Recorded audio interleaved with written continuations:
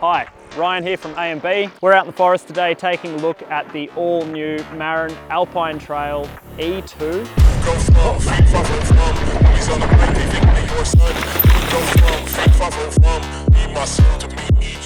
So what are some of the changes with the new Alpine Trail? It's moved to a new multi-track 2 suspension layout, which sees 10 mils more travel front and rear, a coil shock in the rear, and also the movement of the rear pivot on the seat stay down to the chainstay, which makes it a horse link. The movement of this pivot from the seat stay to the chainstay gives Marin more control over the braking. The braking characteristics of the bike have less anti-rise now, which finds when you're braking that riders don't get pitched forward quite as much. So a big win for the Alpine Trail there. We also see the introduction of adjustable headset cups, which are supplied with the bike. You don't actually need to buy those aftermarket.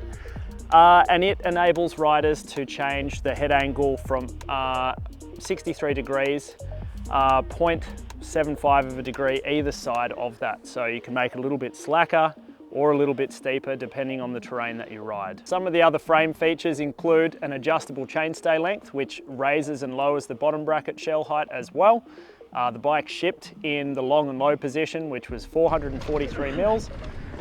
We have changed it to the shorter position just to raise our bottom bracket up a little bit, give us a little bit more clearance over the janky trails, and that reduced the chainstay length back to 435 mils. Other frame features include a enclosed down tube as well.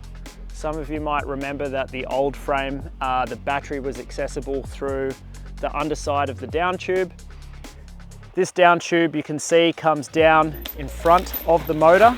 It does hang down a little bit lower, but it also means that Marin can fit a 750 watt-hour battery in this frame, which is a huge increase over the old 630 watt-hour battery in the Shimano equipped frame.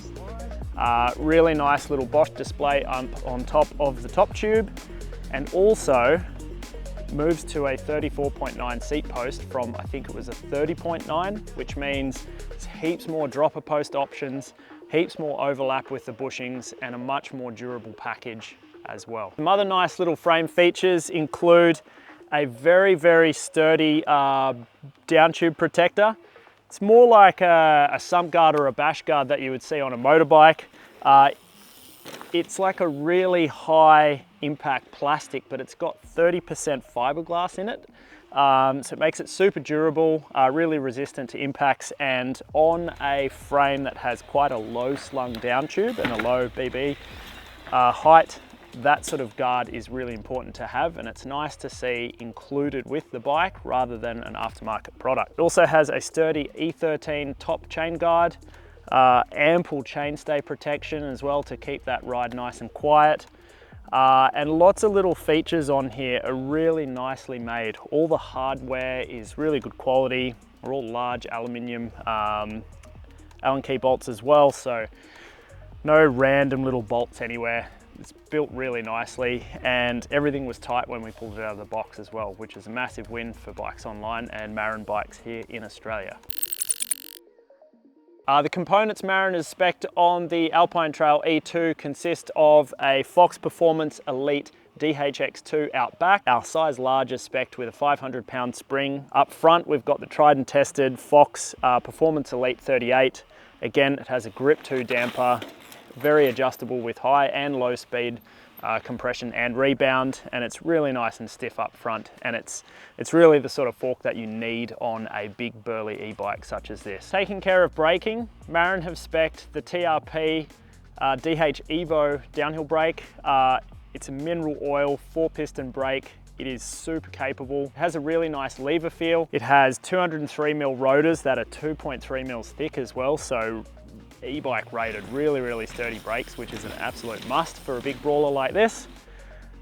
It is spec'd with a mix of Shimano XT and SLX 12-speed components, nice short 160mm E13 cranks, and a steel 34-tooth chainring. You can't put an alloy chainring on a bike like this. It needs to have a steel chainring, and that is a massive win for the Marin. Lastly, taking a look at the touch points and also the wheels. Marin has a really nice alloy machined stem and paired with an alloy bar. The alloy bar actually has a really nice feel. It doesn't feel as rigid as some alloy bars that we've tested in the past from Bikes Online. And it's really nice to see quality components adorning the touch points. I also really like the Marin Grizzly lock-on grips as well. They're super comfortable and give a really nice trail feel. Another important thing about this bike is the wheel. These tubeless setup wheels are already installed with Cush cores front and rear.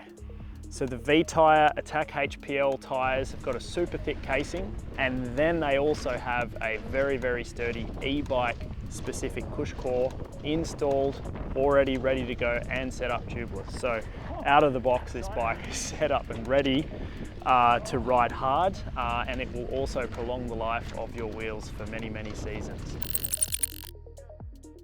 So how does the Marin Alpine Trail E2 perform on the trail? We're reviewing today the size large. There is 3 sizes available here in Australia, a medium, a large, and an extra large. It is a 490mm reach. The medium is 460 and the extra large is a whopping 520mm reach. What Marin have done though with this geometry is situated the rider nice and centrally on the bike. The rear center is a little bit longer. It is also adjustable. The seat tube angle is nice and steep at 78 degrees. The center of mass is situated right in the middle of the bike when riding, and it doesn't feel like there's too much length either in front or behind when riding. I really like the way this bike climbs. You can get on top of it and enough weight on the front wheel, even though it has quite a high head tube and quite a slack head tube angle. And that really powerful Bosch Performance CX motor with 85 Newton meters of torque really lets you get on top of it and power up a tech climb. With the rider's weight centered on the bike, this bike climbs really, really nicely. I like the way that I can get enough weight onto the front wheel despite it being quite slack at 63 degrees. And also the front of the head tube is 125 mils as well. So the front of the bike is quite high, but because your weight is situated in the center and it does have a long reach, it means you can get your weight forward and keep weight on the front wheel and get up those technical climbs. The really powerful Bosch Performance CX motor also helps you get up those techie climbs. There's a nice wireless remote on the left-hand side, which allows riders to easily toggle between the 3 support modes.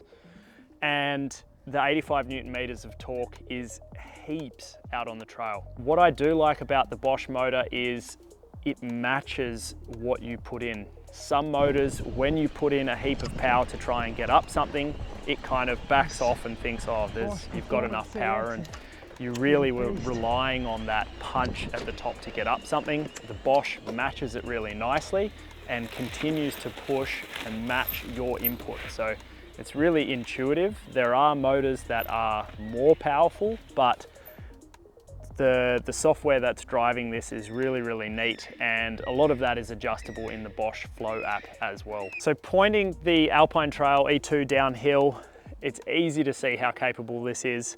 It is one of the heavier e-bikes that we've reviewed here at AMB. With pedals and cage, it is tipping the scales at just over 28 kilos.